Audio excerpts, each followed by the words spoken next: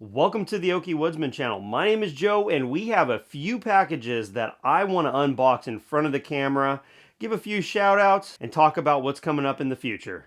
I also would like to know if any of you would like to see this saw run. I'm borrowing it from Jason at Rafter E, and he said, hey, why don't you take that back and see if you want to shoot with it. Let me know if that's something you'd be interested in. We have been absolutely growing. It's phenomenal. This is just incredible to me. We've gained about 2,000 subs in about a month's time. I've been blessed to have some long form videos do very well. It's just absolutely incredible to me to see what's happened. I also set up a public shipping address, and a few people have actually already sent me some things in there, and it's absolutely incredible. So I just wanted to take the time to say thank you to all of you, the viewers and the subscribers of the channel. It's absolutely incredible. Thank you. I really need to get some permanent power in this building. I've got some funky stuff going on. So first and foremost, I want to open up this right here. No return address, but I know who this is from. This is from a viewer and a newer channel, and you pronounce that Julka. He's got some interesting stuff. He's on Instagram, YouTube, and all that. He did just recently purchase a very rough 2511T from eBay, and I started watching a little bit of that to see what he had going on, but I appreciate his viewership. He sent me some stickers. I thought that was pretty cool. The next one we have here, this gentleman, I don't know exactly the story. He doesn't have videos that I can recall seeing, but he is on Facebook. He is a firewood seller, and I believe he's in Delaware. I just want to say thank you for sending these out. His name is Kevin. He sent me a few stickers there, and so we'll make sure to put that along with Julka on the tractor. I think this is a lot of fun. It's just super cool. The next thing we've got here, I'm really excited about. This is just really neat because this is something that I've always wanted, but I don't have the knowledge, the capability, and the time, frankly. So everything's working against why I don't have one of these. And so it's something that I want to learn how to do, but this gentleman's made it possible for me to do it now. So this is out of Arkansas Chainsaw. They're in Van Buren, Arkansas. All right, check this out. Some of y'all might know what this is, some of you may not. I believe it's referred to as like an Iron Horse style muffler. These kind of became popular because of like Buck and Billy Ray and Iron Horse, okay, back in the day. So that's where my journey started in terms of with chainsaws. There's just something awesome about hearing a husky just ring out in the woods like that with a muffler like this. So I just really appreciate you, Arkansas Chainsaw, sending this out to me. He does have a small channel. I just really thank you. And I also want to show you because these are available for purchase. Now, at the same time, I have never run this, so I don't know what kind of results I'm going to get. But let me show you what he's got. He sells these on Facebook Marketplace and eBay. If you're interested in trying something like this yourself, you can probably find this right here on eBay. And I think that that's a pretty darn decent price for something like that. Really, by the time you factor in your parts, your time, and your skill, you know, it's painted, I think 50 bucks isn't bad. I think that's one of the lesser expensive I've seen on there. It takes some work to make something like this happen. You know, you've got to take your larger diameter pipes, smash them to be able to fit into this flange here. You know, and it'll be interesting to see how this mounts up on the 372. And not only that, it's going to be very interesting to see how it sounds, how it responds, and if I need to tune the carburetor. If you put a muffler on a saw and you don't need to give it some more fuel, it may not be working like you anticipate. There are two different aspects to a saw's response and how it handles a muffler. You know, some of them are just going to give raw low-end power and make them more responsive and have more crack, but it is possible that the saw just breathes better on the lower end and gets that crack, and that is an awesome thing. This is the type of muffler where you don't want to run this in some environments like out west where you must run a screen in your exhaust, and I've got something for that coming up right now as I open up this next box. Let's check it out.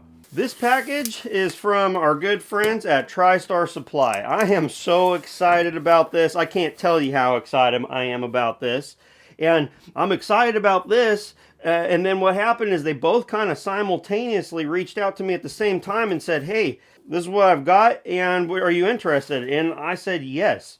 And if you're interested in them, use my discount code OKI10. It's good for clone saws, parts, everything that they've got on their site from what I can tell. So one of the cool things about TriStar is they carry performance parts for clone saws and OEM saws. They have stuff for Stihl, Husqvarna. They've got stuff that you don't see everywhere, and it's just really neat. So let me show you what they sent me here. This is a Canadian-made, beautiful, beautiful muffler for a 372. They do have this style for other saws, but this actually reminds me a lot of the SFP exhaust that I have on my 562 XP, which I absolutely love. The cool thing about this, oh my gosh. So I know that these muffler port style works really well on my Stihl MS460. That saw got an incredible amount of crack. It's a lot of fun to run, and it's going to be really interesting to see how a muffler like this works on a 372. They sound completely different. A Stihl has just a really unique sound, almost a whistle to it. Huskies sound more like, I always like to talk about them like they're like an F1 car, like a Ferrari or something. This is a beautifully welded stainless steel can from Exile Performance Parts for the 372. What's cool about this versus the pipe is that this is going to mount up like a factory muffler. It should be very durable because of just the structure of the can. I don't know if it's going to make more, less, the same power or whatnot, but the advantage to this exhaust is that it does have a screen in here. Because it's sandwiched in here, in between the plates here, and I think there might even be like a gasket material. Because it's sandwiched in there, you could choose to remove the screen if you wanted to. Every so often here in Oklahoma, we get extremely dry. And I have seen bits of sparks come out of the exhaust on saws before. And one of the most terrifying things to me is having my forest catch on fire. And I don't want that to be because of a chainsaw. Now, certain times of the year, there's absolutely no risk here. We have a lot of opportunity to run saws without screens in them, but this is going to be really cool. I have not looked inside of here. It looks like there's a gasket. It should be everything that you need. And one of the things that I find really cool is they've got this nice metal tie strap that goes and mounts across the bottom edge of the muffler to retain that bottom mount. That's something that you don't see on every aftermarket option like that pipe. Another thing they sent is this Exile dogs, and I just want to reiterate, this is not super inexpensive, you know, made in third world country, cheap stuff. Got made in Canada for a 372 XP. I would assume that would also fit on an X-Torque. Let's take a look at these. This has a chain catch with it. I am really excited to be able to work on this 372. Now, I want to share with you what my personal goals are and my personal intentions are for this saw. Okay, these are really neat. They have a different type of finish. They're like this, almost like a black oxide type coating here. What a good, nice, quality looking piece there. Look at that. That's a gorgeous dog. Now, there's a lot of people that get super excited about real large dogs, and certainly they have their place. They look super cool, but I have some on my 620p. They're from West Coast Saws. I'm not a real big fan of them. Actually, let's talk about them real quick. These are so incredibly sharp. I really ought to take a file and knock them down. These right here, if you so far as just slightly graze it upon a gas can, you've ruined your gas can. If you touch it, you're going to get cut. I have drawn blood off of these right here. That's not the main reason. I'm not a big fan of them though. A-Fleet Command, a long time ago, he had a good conversation about the placement of dogs and how they're engineered. If you have your dogs placed in a way that you get extra leverage, like on that 620p, though it's ported that saw just does not have the strength to really dog into a piece of wood. Maybe it would work on a large piece of pine, but the stock dogs on the 620 worked well. They just didn't look very good. They were a really lame looking design. The 372 that I have here, the clone 372, let's take a look at this. This one's already got real large dogs on it. And this saw has more low end because it has more displacement. The difference is on these Exile dogs versus those West Coast dogs, these have a point to them, but these are nowhere near. Like those have a burr on the West Coast dogs. You couldn't press on them like this, okay? It would absolutely cut me and obliterate me. These are plenty sharp to dog into some wood, but at the same time, not destroy everything in the back of your pickup truck at the same time. I think that this saw here has enough torque, like I was talking about, where you can dog in and make use of them. They do reduce the length of your bar, so if you're running a 20-inch bar with those, it just makes no sense at all. You lose so much bar. If you're running a 32, then you lose a couple inches, so you're back down to like a 30-ish. So something to keep in mind, well, not really, because you would never run a 32-inch bar with really small dogs. But anyway, it's just my perspective. I don't have big, thick bark here in Oklahoma, so I wanted to share that as well. Let's back up because I was talking earlier about what some of my plans were for this. I'm not ready to jump into trying to port saws myself. There's a lot of good porters out there. I don't want to go down that rabbit hole simply because of time, knowledge, and it's not a huge desire of mine. Now, I do want to get in there and maybe start chamfering ports on maybe some cheap cylinders or whatnot to try to have a better quality, longer lasting result. But one thing that got me started, and I've never done it, is I would like to do a base gasket delete on this and make this saw run a little bit better. I don't need this ported. It is a clone 372, and while they can do very well, I remember again from A Fleet Command that he's thought that these saws were better fit for learning as a platform, but porting one of these does not yield the best results in terms of longevity because of the crank bearings and specifically the bearing pockets.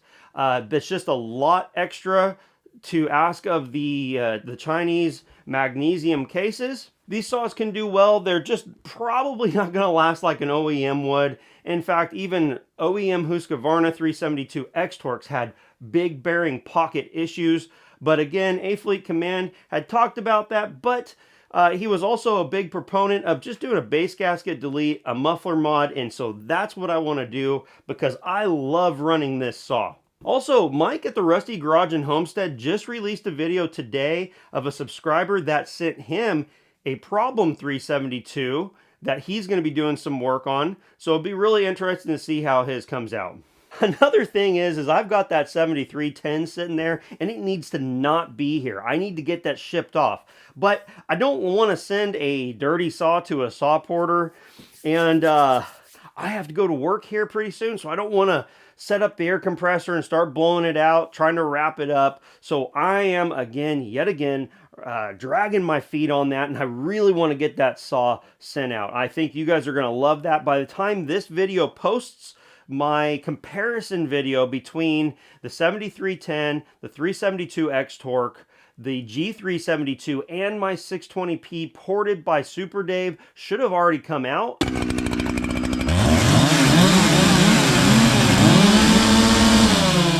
I think those results are interesting. If you haven't seen that video, make sure you do. If you have, let me know down in the comments section if you thought that video was surprising at all. I'm excited to see where this G372 goes once I put the pipe on it. That's so exciting to have that pipe. That pipe is going to make use, it's going to be used because it's such a nice, flexible, quick option to just gain some power. In fact, my buddy's 372 X-Torque could really possibly see some gains off of that. So that could be a video in the future that we might do. I don't know. But anyway, guys, thank you so much for watching, and I really appreciate you being here.